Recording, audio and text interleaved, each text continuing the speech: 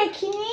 তুই দুদিন কাজে আসিসনি, সেই 2 দিনের মধ্যেই এসেছে আমার শাশুড়ি। শাশুড়ি যা বলবে তাই করিস, আমি কিন্তু দোকান যাবো। তুই থাক, ঠিক আছে? তাহলে ঠাকুমা যা বলবে তাই একটু করিস, ঠিক আছে? আমি দোকান থেকে এখন পাড়ার দোকানেই যাচ্ছি, ঠিক আছে? দাঁড়াও দাঁড়াও, আগে আমি কাজগুলো করে নিই, তারপরে তোমার কথা শুনছি। এই কর্নারটা ভালো করে ছাড়তে, এটা ছাড়তিস না, একটু খাটের তলায় বারুন দিবি। ঠিক আছে, দাঁড়াও।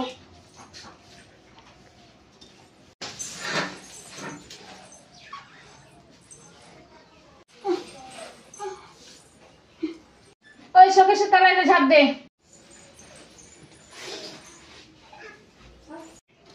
বারুনটা রাখ, রেখে হচ্ছে শোকেশটা মুছে বার।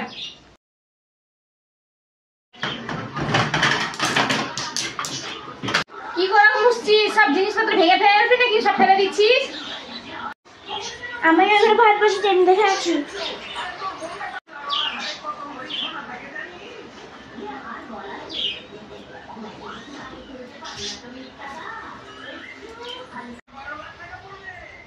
ইমা, আপনি নিজে বসে কি করছেন? এগুলো কুড়াচ্ছেন কেন? এই ফুলঝুরি, ওকে তো বলছি, ও তো কোনো কথাই শুনছে না, তাই আমি কাজ করছি আর আমাকে দিয়েই করাচ্ছে সব কাজ। বলো কি হয়েছে? ফুলঝুরি, তুই আমার শাশুড়িকে দিয়ে কাজ করেছিস। তোকে যে বললাম আমার শাশুড়ি যা বলবে তুই তাই শুনবি, তুই শুনিসনি? তো কাজগুলো করছিলাম, আমি শুধু ভাতটা একটু দেখতে গেছিলাম।